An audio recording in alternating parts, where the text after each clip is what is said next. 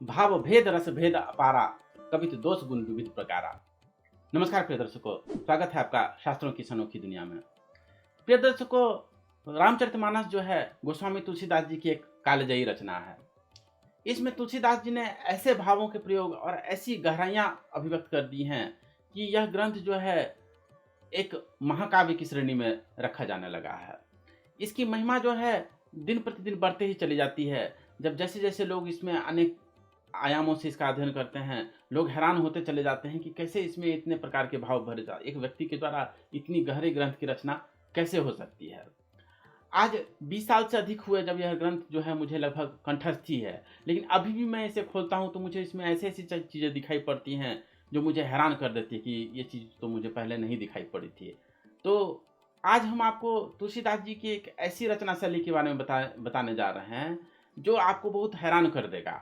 आपने इसको कितनी बार भी पढ़ा हो, संभवतः आपने इन शब्दों को ध्यान नहीं दिया हो, लेकिन आप अगर ध्यान देंगे तो बहुत ही सोच में पड़ जाएंगे कि कोई व्यक्ति जो है इतनी गहराई से जो है कोई किसी ग्रंथ की रचना कैसे कर सकता है। क्या यह केवल उनका प्रयास था अथवा इसमें कोई भगवती कृपा थी, यह जान पाना आसान नहीं है। कई बार वो एक शब्द के हेर फेर से जो है इतने गहरे भाव बता देते हैं कि आदमी सोच में पड़ जाता है कि केवल एक शब्द के बदल देने से जो है कितनी गहरी बात कही जा सकती है कम शब्दों में।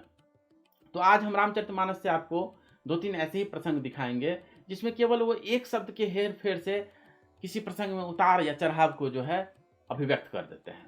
लेकिन उससे पहले अगर अभी तक आपने इस चैनल को सब्सक्राइब नहीं किया है तो इसे सब्सक्राइब अवश्य कर लें और बेल आइकन को भी जरूर दबा दें। और हाँ, आगे बढ़ने से पहले कमेंट में हमें यहाँ जय श्री राम या गोस्वामी तुलसीदास जी के लिए ही कोई शुभ शब्द जरूर लिख दें। तो पहला उदाहरण हम आपको ले चलते हैं किष्किंधा कांड में। यहाँ पे क्या होता है कि ये सुग्रीव से उनकी मित्रता होती है, सुग्रीव से बात हो रही होती है। तो सुग्रीव को जो है वो धीरज बधाते हैं राम जी। वो बोलते हैं कि सखा सोच त्यागहु बल मोरे, सब विधि घटब काज में तोरे। अरे मेरा बल पर विश्वास करो और मेरे बल पर विश्वास करके जो है सारी चिंताओं से मुक्त हो जाओ, मैं तुम्हारा जो है सारी समस्याओं को दूर कर दूंगा। तो इससे अगली पंक्ति में जो है सुग्रीव जी कहते हैं राम जी से कि लगता है आप समझे नहीं। कह सुग्रीव सुनहु रघुबीरा, बाली महाबल अति रणधीरा। अरे बाली जो है वो महान बलशाली है। देखिए आप शब्दों का प्रयोग देखिए कैसा तुलसीदास जी ने किया है। इससे पिछले पंक्ति में राम जी क्या कहते हैं कि सखा सोच त्यागहु बल मोरे, मेरे बल पर जो है भरोसा रखो। तो सुग्रीव क्या कह रहे हैं कि बाली महाबल अति रणधीरा। अरे आप बल की बात कर रहे हैं, बाली तो महाबली है। तो राम जी कहते हैं कि भाई कैसे मैं आपको भरोसा करवाऊं। सुग्रीव जो है दुंदुभि अस्थि ताल दिख रहा है, बिनु प्रयास रघुनाथ ढा है। तो वहाँ दुंदुभि आदि की कथा आप जानती होंगे कि दुंदुभि का जो हड्डियों का ढेर लगा हुआ था वो उन्होंने दिखाया, और ताल दिख रहा है, 7 ताल के वृक्षों को दिखाया। जो 7 तालों के वृक्ष को जो है एक ही बाण से राम जी ने बेच दिया, और वो दुंदुभि का जो है अस्थियों का जो ढेर था वो भी बिना प्रयास के उन्होंने जो है उसे ढहा दिया। तो वहां पे जो है अगली पंक्ति देखिए, देखी अमित बल बाढ़ी प्रीति, बाली बधव इन भय प्रतीति। उसके बाद जो है जब सुग्रीव ने देखा कि अरे ये तो अमित बलशाली हैं, तो बस देखी अमित बल बाढ़ी प्रीति और बाली बधव इन भय प्रतीति। अरे ये राम जी जरूर जो है बाली का वध कर देंगे, ऐसा प्रतीति, ऐसा विश्वास उन्हें हो गया। तो अब यहाँ पे क्या शब्द का प्रयोग किया गया? अमित बल शब्द का प्रयोग किया गया। पहली पंक्ति में क्या प्रयोग किया गया था? बल शब्द का प्रयोग किया गया था। राम जी कहते हैं मेरे बल पर भरोसा रखो। दूसरी बार जो है सुग्रीव क्या कहते हैं? अरे बाली जो है महाबली है, महाबल की बात वहां पे आती है। और तीसरी बार क्या कहा गया? अमित बल की बात की गई कि राम जी तो अमित बलशाली है, तो उसे विश्वास हो गया। तो बल, महाबल और अति बल, बस इन 3 शब्दों में बल के जरा से हेल फेर करके जो है वो बल की जो है तीव्रता जो है कितनी बखूबी तुलसीदास जी ने बताया है, ये सामान्य दृष्टि से कई बार पाठ करने वाले लोगों को भी नहीं दिखता होगा। गहराई से विचार करने पर ही यह जो है गहराई दिखाई पड़ती है। अच्छा, इस प्रसंग में तो बल की वृद्धि की बात कही गई। अब हम ह्रास का एक प्रसंग दिखाते हैं जहां एक शब्द बदल करके जो है किसी चीज का घटना दिखा देते हैं तुलसीदास जी।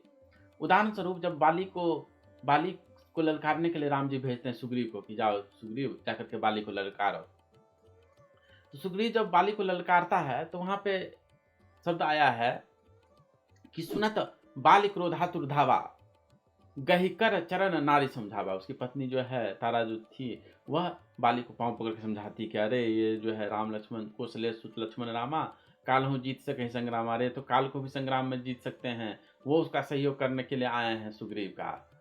तो बाली कहता है कि अच्छा ठीक है भाई, चलो वो आए भी होते हैं। कह बाली सुनु भीड़ समदर्शी रघुनाथ, जो कदाचि मुझे मारही तो पुनि होप सनाथ। अगर वो मुझे मार भी देते हैं तो भी मैं सनाथ ही हो जाऊंगा, मेरी दुर्गति नहीं होगी। तो राम जी मेरे साथ जो है ऐसा व्यवहार क्यों करेंगे, वो मुझे क्यों मारेंगे। तो इसके बाद की जो पंक्ति अगर आप देखेंगे ना तो आप हैरान हो जाएंगे। इसके बाद की पंक्ति में क्या कहा गया है, अस कही चला महाअभिमानी, तृण समान सुग्रीव ही जानी। अब यहाँ पे पहले शब्द क्या आया था कि जब उसने सुग्रीव ने ललकारा था तो धावा शब्द आया था कि दौड़ पड़े उससे लड़ने के लिए। लेकिन अभी जब उसकी पत्नी ने समझाया तो उनका क्रोध थोड़ा सा शांत हुआ, उन्हें थोड़ी सी बात की गहराई को समझे, वो माइंड थोड़ा डाइवर्ट हुआ, तो उनकी गति में जो है कमी आ गई। तो अस कही चला महाअभिमानी, पहले धावा शब्द का प्रयोग किया गया था, दौड़ने की बात कही गई थी, अब चला शब्द का प्रयोग किया गया। बस एक धावा और चला एक शब्द के बदल देने से उन्होंने तीव्रता में कमी की ओर इशारा कर दिया। ये तुलसीदास जी की कितनी बड़ी रचना शैली है, क्या काव्य कौशल है, देखने वाला हैरान रह जाता है, मंत्रमुग्ध होकर के रह जाता है। उनकी जितनी तारीफ करें उतना कम लगता है। चलिए इसी बात पर हम आपको एक तीसरा और एक आखिरी उदाहरण से, यही उत्कर्ष की, ये एक शब्द के बदल देने से जो है कैसे उतार या चढ़ाव दिखा देते हैं तुलसीदास जी और कमाल की अभिव्यक्ति करते हैं, उसका एक आखिरी उदाहरण यहाँ पे हम आपके सामने प्रस्तुत करते हैं।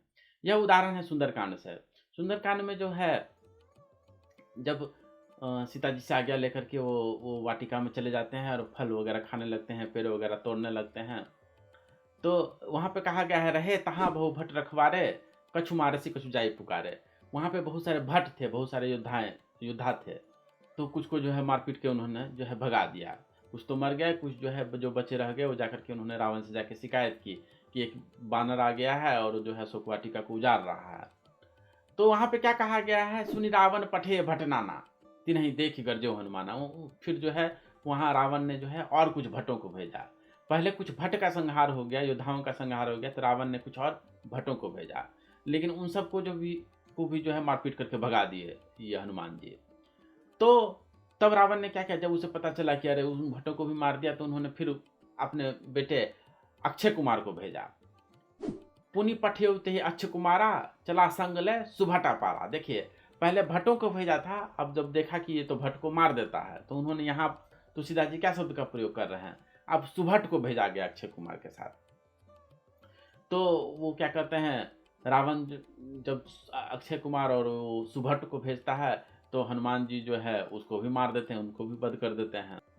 तो सुनिसुत बध लंकेश दिशाना, पठेसी मेघनाद बलवाना। तब जब है देखा गया कि भट्ट को भेजे वो भी मर गया, अक्षय कुमार के साथ सुभट को भेजे, इसको भी संहार कर दिया उस हनुमान ने।